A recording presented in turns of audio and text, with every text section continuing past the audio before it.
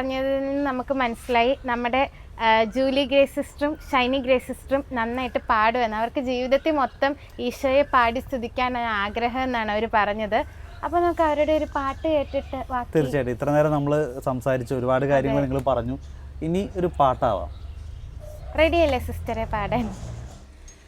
മിഴിയടച്ചാൽ മനസ്സിലങ്ങേ സുന്ദര രൂപം തെളിയും ഈശോ, അതു പകരും നിത്യവിസ്മയം അവർണ്ണനീയം. എൻ്റെ ആത്മം തേടുമാശ്വാസം ചൊരിഞ്ഞിടുവാനേശുവേ നീ മാത്രം.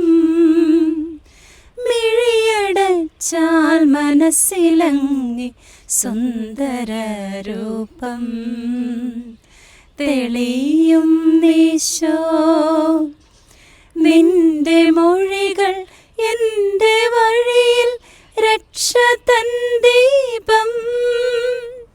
നിന്റെ മാനസ വിനയഭാവം എന്നുമെൻ പാഠം. നിന്റെ മൊഴികൾ എൻ്റെ വഴിയിൽ രക്ഷ തൻ ദീപം. നിന്റെ മാനസ വിനയഭാവം എന്നുമെൻ പാഠം. നിൻ ശരീര രക്തമെൻ്റെ ജീവനാധാരം. നിന്റെ സ്നേഹം കൊണ്ടു നിറയാൻ എന്നുമെൻ ദാഹം. മിഴിയടച്ചാൽ മനസ്സിലങ്ങേ സുന്ദര രൂപം തെളിയും ഈശോ, അതു പകരും നിത്യവിസ്മയം അവർണ്ണനീയം. എൻ്റെ ആത്മം തേടുമാശ്വാസം ചൊരിഞ്ഞിടുവാനേശുവേ നീ മാത്രം. മിഴിയടച്ചാൽ മനസ്സിലങ്ങേ സുന്ദര രൂപം തെളിയും ഈശോ, സഹനദാസനായി വന്ന നിന്റെ ആ ചിത്രം കുരിശിലാത്മബലിയാകും നിന്റെ ആ രൂപം. സഹനദാസനായി വന്ന നിന്റെ ആ ചിത്രം കുരിശിലാത്മബലിയാകും നിന്റെ ആ രൂപം. ശത്രുവിനു മാപ്പു നൽകും നിന്റെ ആ വാക്യം.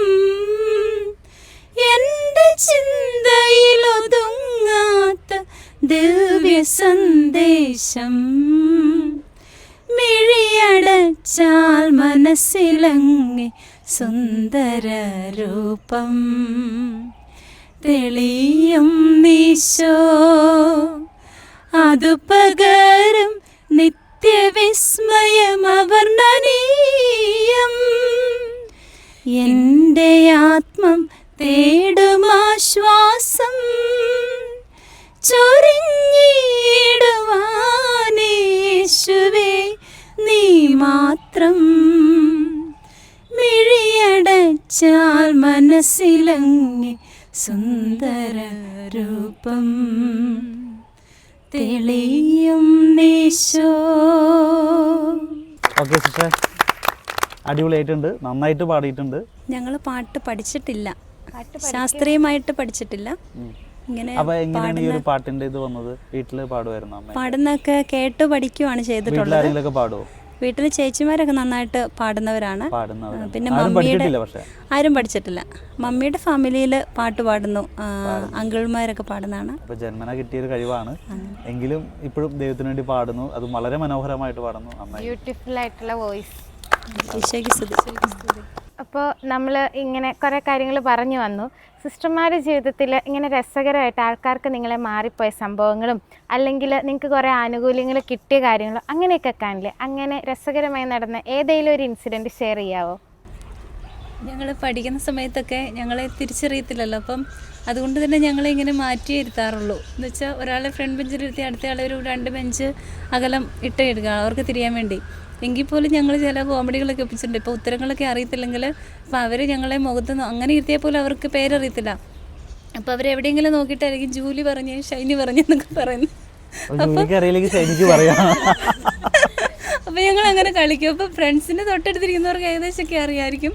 പക്ഷെ അവൾമാരും അറിയാമത്തേക്ക് ആരെങ്കിലും എഴുന്നേക്കെന്ന് പറയും. അപ്പം പിന്നെ ഇത്തിരി അറിയാവുന്ന ആരെങ്കിലും എഴുന്നേറ്റ് അങ്ങനെ പരസ്പരം രക്ഷിച്ചു പറ്റിച്ച് ജീവിച്ച ഒരു കാലഘട്ടം ഉണ്ടായിരുന്നു കുറച്ചൊക്കെ. എപ്പോഴല്ലേ വളരെ റയറായിട്ട്. ഇനിയിപ്പോൾ അങ്ങനെയല്ലേ പറയാൻ പറ്റുള്ളൂ. നിങ്ങൾക്ക് ബാക്കി ഞങ്ങൾക്ക് ടീച്ചേഴ്സിനെ പറ്റിച്ചെന്ന് വെച്ചിട്ടുണ്ടെങ്കിൽ അപ്പച്ചന് ചെറുപ്പത്തിൽ ഞങ്ങളെ മ്യൂസിക് പഠിക്കണമെന്ന് ആഗ്രഹം ഉണ്ടായിരുന്നു. അപ്പോൾ ഞാൻ ഓർഗൻ പഠിക്കാൻ വേണ്ടിയും ഞാൻ ഗിറ്റാർ പഠിക്കാൻ വേണ്ടിയും ചേർത്തായിരുന്നു. പിന്നെ ഞങ്ങൾ 4 മക്കളാണ്. അപ്പോൾ മറ്റുള്ള 2 പേരെയും ഇതേപോലെ തന്നെ ഒരാൾ ശാസ്ത്രീയ സംഗീതം, ഒരാൾ ഭരതനാട്യം അങ്ങനെ ചേർത്തായിരുന്നു. അപ്പോൾ ഞങ്ങൾക്ക് 2 പേർക്കും ക്ലാസ് ഒരേ ടൈമാണ്, ഓർഗൻ്റെയും ഗിറ്റാറിൻ്റെയും. അപ്പോൾ ചിലപ്പോഴൊക്കെ എന്ത് ചെയ്യും, വിന്ദി വന്ന് ഓർഗൻ്റെ ഇരിക്കും, ഞാൻ പോയി ഗിറ്റാറും പ്ലേ ചെയ്തുകൊണ്ടിരിക്കും. അപ്പോൾ സാറ് വന്നിട്ട് ഇന്നലെ പഠിപ്പിച്ചത് കാണിക്കുമെന്ന് പറയുമ്പോഴേക്കും സാർ എക്സ്ക്യൂസ് മീ എന്ന് പറഞ്ഞുകൊണ്ട് 2 പേരും പിന്നെ മാറി അങ്ങനെയൊക്കെ ഇരുന്നിട്ടുണ്ട്. പിന്നെ ഉള്ളതെന്ന് വെച്ചിട്ടുണ്ടെങ്കിൽ നമ്മൾ ഇടവകയിൽ ജോലി എടുക്കുന്നുണ്ടല്ലോ, കാറ്റീസൺ ഡിപ്പാർട്ട്മെൻറ്റിലൊക്കെ പഠിപ്പിക്കുമ്പോൾ അവിടുത്തെ സാറുമാരൊക്കെ പുറത്ത് വെച്ച് കാണുമ്പോൾ ചിലപ്പോൾ വിന്ധ്യയുടെ പഠിപ്പിക്കുന്ന കാറ്റീസൺ ഡിപ്പാർട്ട്മെൻറ്റിലായിരിക്കാം അവർ നമ്മളെ കാണുമ്പോൾ ചിരിക്കും. പക്ഷെ എനിക്കറിയാത്തത് കൊണ്ട് ഞാൻ മൈൻഡ് ചെയ്ത് പോയിട്ടുണ്ടെങ്കിൽ പിറ്റേ ദിവസം വരുമ്പോൾ വിന്ധ്യനെ വഴക്ക് പറഞ്ഞിട്ടുണ്ട്, നിങ്ങളെ കണ്ടിട്ടുണ്ടെങ്കിൽ മൈൻഡ് ചെയ്യത്തില്ല, പുറത്ത് വെച്ചിട്ട് കണ്ടാൽ മൈൻഡ് ചെയ്യത്തില്ല എന്നൊക്കെ പറഞ്ഞുള്ള കമൻറ്റ്സ്. അപ്പോൾ അപ്പോഴായിരിക്കും ചിലവർ അറിയുന്നത് തന്നെ ഞങ്ങൾ ഇരട്ടകളാണെന്നുള്ള കാര്യങ്ങളൊക്കെ തന്നെ. അതുകൊണ്ട് ഇനിയിപ്പോൾ പ്രേക്ഷകർ നിങ്ങൾ ഇപ്പോൾ ശ്രദ്ധിച്ചോ ഇവർ പറഞ്ഞത്, ഇനിയിപ്പോൾ ഈ 2 പേരിൽ ആരെങ്കിലും കണ്ട് മൈൻഡ് ചെയ്തില്ലെങ്കിൽ ആരും വിഷമമൊന്നും വിചാരിക്കരുത് അല്ലേ? 2 ഇരട്ടകളിൽ ആരെങ്കിലും ഒരാളായിരിക്കും കണ്ടത്. ഞാൻ സിസ്റ്ററായതിനു ശേഷം ഞാൻ സിസ്റ്റർ ടീന മരിയ വേറെ കോൺവെൻറ്റിലായിരുന്നു, ഞാൻ കോതമംഗലത്തായിരുന്നു. അപ്പോൾ ഒരിക്കൽ ടീന മരിയ സിസ്റ്റർ കോതമംഗലത്തെ പ്രൊവിൻഷ്യസിൽ വന്നു കഴിഞ്ഞപ്പോൾ അവിടെയുള്ളവർക്ക് തിരിച്ചറിയില്ലാത്തതുകൊണ്ട് പെട്ടെന്നൊന്ന് സ്തുതി കൊടുത്തു. ഈശോയുടെ ഹൃദയത്തിന് സ്തുതി എന്ന് പറഞ്ഞപ്പം ആ സ്തുതി ആയിരിക്കട്ടെ മനസ്സിലായില്ല ആരാ വന്നതെന്ന്. അങ്ങനെ ഞങ്ങൾ പറ്റിച്ചിട്ടുണ്ട്. പിന്നെ ഞാൻ വേറെ ഇടവകയിലായിരുന്നപ്പോൾ സിസ്റ്റർ മോറ്റോടിയായിരുന്നു, ഞാൻ വേറെ കോൺവെൻറ്റിലായിരുന്നു. അപ്പോൾ ആ ഇടവകയിലുള്ള ആളുകൾ മോറ്റോടി വന്നു കഴിഞ്ഞപ്പോൾ ടീനേനെ കണ്ടു കഴിഞ്ഞപ്പം റീന മരിയ സിസ്റ്റർ എന്തുകൊണ്ട് വിശേഷം, എന്താ സന്ധ്യയായപ്പോൾ കടയിൽ പോയിക്കൊണ്ടായിരുന്നു. അപ്പോൾ ടീന മൈൻഡ് ചെയ്തില്ല, കാരണം അറിയില്ലല്ലോ ആരെന്ന് തിരിച്ചെത്തി. റീന സിസ്റ്ററാന്ന് ഓർത്തോണ്ടാണ് ടീനയോട് മിൻഡ് ചെയ്ത്.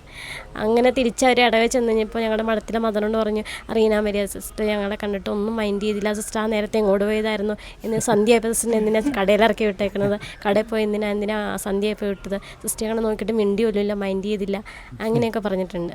പിന്നെ ഒരു പ്രാവശ്യം എനിക്കൊരു അസുഖം വന്നതിൻ്റെ ഭാഗമായിട്ട് ചികിത്സയ്ക്ക് കൊണ്ടുവന്നതിൻ്റെ അത് പിന്നെ പറഞ്ഞ് ട്വിൻസാന്ന് പറഞ്ഞ് മനസ്സിലാക്കി. പിന്നെ എനിക്ക് അസുഖം വന്ന് ഒരിടയ്ക്ക് ഇഞ്ചക്ഷൻ എടുക്കാൻ വേണ്ടി പോകണമായിരുന്നു. അപ്പം എൻ്റെ കൂടെ വരുന്ന വേറെ സിസ്റ്റർ കൊണ്ടുവന്നു ചികിത്സയ്ക്ക് വേണ്ടി ഇഞ്ചക്ഷൻ എടുക്കാൻ വേണ്ടി പോകാൻ വേണ്ടി. അപ്പം ഞാൻ ടീനേനെ വിട്ടു, സിസ്റ്ററിനോട് പൊക്കോ എന്നാ ചെയ്യുന്നതെന്ന് അറിയാമെന്ന് പറഞ്ഞു. അങ്ങനെ സിസ്റ്ററിനെ അറിയില്ല ആർക്കാ ഇഞ്ചക്ഷൻ എടുക്കുന്നതെന്ന്. ടീനെ കൂടെ പോയി, എനിക്കാവുന്ന എടുക്കേണ്ടത്, ടീനെ കൂടെ പോയി ഗേറ്റിംഗ് വരെ പോയി കൂടെ കൊണ്ടുപോയി ഇഞ്ചക്ഷൻ എടുക്കാൻ വേണ്ടി. ഗേറ്റിംഗ് ചെന്നപ്പോൾ സിസ്റ്റർ പറഞ്ഞു ഞാനല്ല സിസ്റ്റർ, ടീന സിസ്റ്ററാന്ന് പറഞ്ഞു. അങ്ങനെയൊക്കെ പറ്റിച്ചിട്ടുണ്ട്. ഞാൻ മംഗലാപുരത്ത് നേഴ്സിംഗ് പഠിക്കുന്ന സമയം സിസ്റ്റർ ഫസ്റ്റ് ഇയർ ഇവിടെ ലെപ്പക്കട JPM പഠിച്ചുകൊണ്ടിരിക്കുക BEd. അപ്പം അവിടെ അതിനു മുമ്പ് നേരത്തെ പഠിച്ചൊരു സിസ്റ്ററുണ്ട്. സിസ്റ്ററിന് എന്തോ ആവശ്യത്തിന് ഇങ്ങോട്ട് വരണമായിരുന്നു. സിസ്റ്റർ എന്നെ വിളിച്ചു, സിസ്റ്ററിനെ വിളിക്കേണ്ടേ കോള് മാറിപ്പോൾ എന്നെ വിളിച്ചു. എന്നോട് ചോദിച്ചു, സിസ്റ്റർ ബസ്സിനല്ലേ പോകുന്നത്, സിസ്റ്റർ റെഡിയായെന്ന് ചോദിച്ചു. ഞാൻ പറഞ്ഞു ഞാൻ റെഡിയായി, ബസ്സിനാണ് പോകുന്നത്. അപ്പോഴത്തേക്കും ഞാൻ കോളേജിൽ പോകാൻ നിൽക്കുക, കോളേജ് ബസ്സിനാണ് പോകുന്നത്. അപ്പം ഞാൻ ഞാൻ ബസ്സിനാണ് പോകുന്നത്, ഞാൻ റെഡിയായിന്ന്. എന്നിട്ട് സിസ്റ്റർ ഞാൻ എപ്പോൾ ഇറങ്ങും, ഞാൻ പറഞ്ഞു ഇപ്പം ഇറങ്ങും. ഇപ്പം എവിടെയാ, ഞാൻ മംഗലാപുരത്താ. അപ്പം സിസ്റ്റർ മംഗലാപുരത്താ. അപ്പോഴാണ് സിസ്റ്ററിന് മനസ്സിലായത് ആൾ മാറിപ്പോയത്. അയ്യോ മാറിപ്പോയി കേട്ടോ, മാറിപ്പോയി, ഞാൻ ഡാൽബിയെ വിളിച്ചതെന്ന് പറഞ്ഞു. അങ്ങനെ കുറേ ഫോൺ അബദ്ധങ്ങൾ ഒരുപാട് ഉണ്ടായിട്ടുണ്ട്. പിന്നെ സിസ്റ്റർ പറഞ്ഞ പോലെ അല്ലാതെ നേരിട്ടും നമുക്ക് ബസ്സിലൊക്കെ യാത്ര ചെയ്യുമ്പോഴും നേരിട്ട് കാണുമ്പോഴും ഒക്കെ സിസ്റ്റർ ഇരുന്ന ഇടവകയിലുള്ള ആൾക്കാരായിരിക്കും ചിലപ്പോൾ നമ്മളെ കാണുന്നത്. അപ്പോൾ അവർ ചിരിച്ച് കാണിക്കും, നമ്മൾ മൈൻഡൊന്നും ഇല്ലാതെ വരുമ്പോൾ അവർക്ക് സ്വാഭാവികമായിട്ടൊരു വിഷമം വരും. പിന്നെ നമ്മൾ കണ്ട് മിണ്ടി വരുമ്പോഴായിരിക്കും ആൾ മാറിപ്പോയതാണെന്നൊക്കെ അറിയുന്നത്. അപ്പോൾ ഫോർമേഷൻ്റെ സമയത്ത് അങ്ങനെ തന്നെയായിരുന്നു. കാരണം ഞങ്ങളെ ആദ്യത്തെ ഒരു മൂന്നാല് മാസം നന്നായിട്ട് മാറിപ്പോവും സിസ്റ്റേഴ്സിന് നോക്കുന്ന മിസ്ട്രസ്സുമാർക്ക്.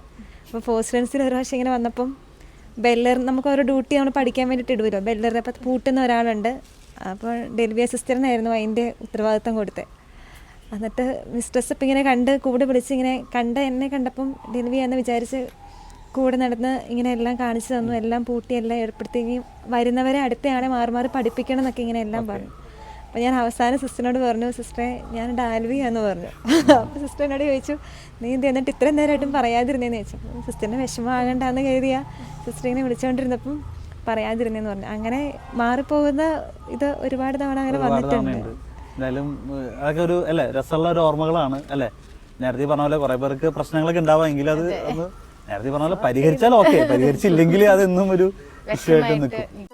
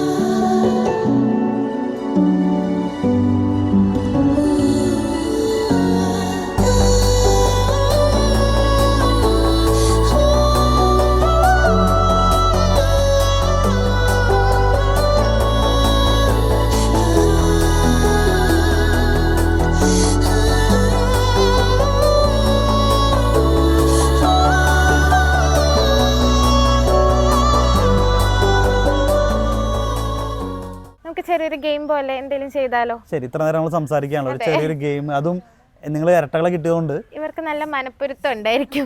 അതെ, നമുക്ക് നോക്കാം. എന്തായാലും നിങ്ങളെ ഒരു കാര്യം ചെയ്യാം. നിങ്ങൾ രണ്ടു ഇരട്ടകളാണ്, നിങ്ങൾക്ക് പരസ്പരം അറിയാം, നിങ്ങൾ നേരത്തെ സംസാരിച്ചനുസരിച്ച് ഒരേ മാർക്കൊക്കെ വാങ്ങി ഒരേപോലെ ചിന്തിക്കുന്നവരാണ്.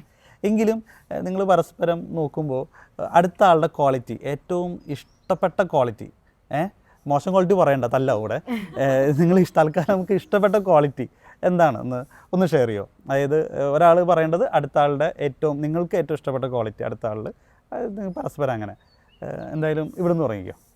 എനിക്ക് ജൂലി ഗ്രേസിൽ തോന്നിയിരിക്കുന്നത് അണ്ടർസ്റ്റാൻഡിങ് ആണ്. അതായത് ഏത് സമയത്തും മനസ്സിലാക്കി സംസാരിക്കണം, ഏതൊരു സിറ്റുവേഷനാണെങ്കിലും മനസ്സിലാക്കാനുള്ള ഒരു വലിയ ആഴത്തിലുള്ള കഴിവുണ്ടെന്നുള്ളത് തിരിഞ്ഞിട്ടുണ്ട്. അപ്പം നമ്മുടെ ഞാൻ എന്താണോ ഉള്ളിൽ ആഗ്രഹിക്കുന്നത് അതുപോലെ മനസ്സിലാക്കിയെടുക്കാൻ, അത് മറ്റാരെക്കാട്ടിലും പെട്ടെന്ന് ആ ഒരു പൾസ് പെട്ടെന്ന് കിട്ടുന്ന ഒരു മൈൻഡ് തോന്നിയിട്ടുണ്ട്.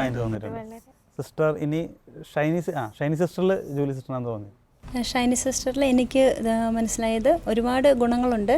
അതിൽ വളരെ ജനറസ് ആണ്, എല്ലാവരോടും നല്ല ഔദാര്യമാണ്. മീൻസ് ഇപ്പോൾ ഞങ്ങളുടെ സിസ്റ്റേഴ്സിനോടും വീട്ടുകാരോടും എല്ലാവരോടും, അതായത് ഇപ്പോൾ ഷൈനി ഗ്രേസ് പറഞ്ഞ പോലെ തന്നെ എനിക്ക് തോന്നിയത് ആ ഒരു അണ്ടർസ്റ്റാൻഡിങ്ങിൻ്റെ ഒരു ഇത് വന്നു കഴിയുമ്പോഴാണ് നമുക്ക് എല്ലാവരിലേക്കും എത്തി നിൽക്കാൻ സാധിക്കുന്നത്, അല്ല എല്ലാവരുടെയുമായി മാറാൻ സാധിക്കുന്നത്. അവിടെ പ്രായഭേദ വ്യത്യാസമൊന്നുമില്ലാതെ വളരെ എല്ലാവരിലേക്കും എത്തി നിൽക്കാൻ സാധിക്കുന്നു. എങ്ങനെ പോയാലും കൂട്ടിക്കെട്ടി അവസാനം അണ്ടർസ്റ്റാൻഡിങ്ങിലെത്തി. ഇനി നിങ്ങളൊന്ന് പറയും. എനിക്ക് ഡെലിവറി സിസ്റ്ററിൽ ഏറ്റവും കൂടുതൽ എന്നെ സ്പർശിച്ചൊരു കാര്യം വചനം പങ്കുവെക്കുന്ന ഒരു കാര്യമായിരുന്നു. അത് എൻ്റെ അടുത്തും പങ്കുവെക്കും. സിസ്റ്റർ നേഴ്സിംഗ് പഠിക്കുന്ന ഇടങ്ങളിലാണെങ്കിലും അത് ഒത്തിരി പേർക്ക് വചനം കൊടുക്കും, സിസ്റ്റർ ഷെയർ ചെയ്യാറുണ്ട്. വന്ന് ഞങ്ങളിങ്ങനെ സംസാരിക്കുമ്പം ഇപ്പം പിള്ളേർ ആദ്യമൊക്കെ ഇൻട്രസ്റ്റ് ഇല്ലായിരുന്നു, പക്ഷെ അവർ തന്നെ പിന്നെ ഒത്തിരി പേർക്ക് കൊടുത്തു തുടങ്ങി. അങ്ങനെ എപ്പോൾ കണ്ടാലും ഈ വചനം പഠിക്കണം, വചനം കുറേ പഠിക്കണം, അങ്ങനെ എനിക്കിത് ഭയങ്കര ഇൻസ്പിറേഷൻ. അപ്പം ഞാനും അത് കണ്ട് ഒത്തിരി പേർക്ക് കൊടുക്കാനും ആ ഒരു എന്നെ ഒത്തിരി ടച്ച് ചെയ്തിട്ടുള്ള ഒരു കാര്യമായിരുന്നു. ഈ പറഞ്ഞതുപോലെ വചനം കൊടുക്കാൻ ഞാൻ തീക്ഷ്ണത കാണിക്കുന്ന പറയുമ്പോൾ എന്നേക്കാൾ ഇരട്ടി തീക്ഷ്ണത കാണിക്കുന്ന ആളാണ് ഡാൽവിയാസ്. പിന്നെ ഒരു ഭയങ്കര കരുതലുണ്ട് കേട്ടോ. ഞാൻ എവിടെ പോയാലും എൻ്റെ കാര്യങ്ങൾ അന്വേഷിക്കുമ്പോൾ ഞങ്ങൾ തമ്മിലൊരു അകലം ഉണ്ടെങ്കിലും മനസ്സുകൊണ്ടുള്ളൊരു അടുപ്പമില്ലേ, അപ്പോൾ അതെവിടെ പോയാലും സുഖമാണോ, ഒരു കരുതലുണ്ട്, എങ്ങനെ എത്തി, എവിടെ എത്തി, എന്തായി. പിന്നെ എപ്പോഴും കാര്യങ്ങൾ ഭയങ്കര പെർഫെക്റ്റ് ചെയ്യാം. എന്നേക്കാൾ ഒരു പെർഫെക്ഷൻ ഉണ്ട് എല്ലാ കാര്യത്തിലും. അതിപ്പോൾ തുണി അലക്കി വെക്കുന്ന കാര്യത്തിലാണെങ്കിലും പെട്ടി എടുക്കുന്ന കാര്യത്തിലാണെങ്കിലും എന്ത് ചെറിയ കാര്യം ചെയ്താലും എന്നേക്കാൾ ഒരു പടി കൂടി ഒരു പെർഫെക്റ്റാണ്. അത് ഭയങ്കര ഒരു ക്വാളിറ്റിയാണ്. എനിക്ക് വിന്ധ്യയിൽ തോന്നിയേക്കുന്നതെന്ന് വെച്ചിട്ടുണ്ടെങ്കിൽ വിന്ധ്യ ഭയങ്കര സൗമ്യമായിട്ട് എല്ലാ കാര്യങ്ങളും ഡീൽ ചെയ്യും. എനിക്ക് ചിലപ്പോൾ ടെൻഷനും കൊണ്ട് ചിലപ്പോൾ ഞാൻ വിന്ധ്യനെ വിളിച്ചിട്ട് പറയും, വിന്ധ്യ ഇത് കാര്യങ്ങളുണ്ട്, പ്രാർത്ഥിക്കണം എന്ന്. പക്ഷേ എൻ്റെ ടെൻഷൻ വിന്ധ്യക്ക് കൊടുക്കണമെങ്കിലും വിന്ധ്യ എന്നെ കൺസോൾ ചെയ്യും. കഴിഞ്ഞ ദിവസം വിന്ധ്യ അമ്മച്ചിനോട് പറയണ്ടായി, ഈ സിന്ധ്യ എല്ലാ ദിവസവും രാവിലെ വിളിച്ചിട്ട് ആ കാര്യത്തിന് പ്രാർത്ഥിക്കണം, ഈ കാര്യത്തിന് പ്രാർത്ഥിക്കണം എന്നാൽ എന്നോട് പറയും. പിന്നെ ആ ടെൻഷൻ എനിക്ക്. പക്ഷേ വിന്ധ്യ അത് അമ്മച്ചിനോട് അങ്ങനെ പറഞ്ഞെങ്കിലും പക്ഷേ എന്നെ കുറേ സപ്പോർട്ട് ചെയ്യും. കാരണം ഓക്കെ അങ്ങനെ അത് ശാന്തമായിട്ട് ഡീൽ ചെയ്യാം എന്നുള്ള രീതിയിൽ സപ്പോർട്ട് ചെയ്യാം. അപ്പോൾ എന്നെക്കാളും കൂടുതൽ സൗമ്യര്യം, പിന്നെ എന്താ പറയുക, എല്ലാം ഒരു അറ്റ്ലീസ്റ്റായിട്ട് ഡീൽ ചെയ്യാം, എവറിത്തിങ് വി ക്യാൻ ഡു എന്നുള്ളൊരു ഇതാണ് വിന്ധ്യക്കുള്ളത്. എനിക്ക് സിന്ധ്യനെ സംബന്ധിച്ചിടത്തോളം എനിക്ക് കൂടുതലായിട്ട് അപ്രോച്ചബിളാണ്. കാരണം എന്തും എനിക്ക് സിന്ധ്യനോട് തുറന്നു പറയാം.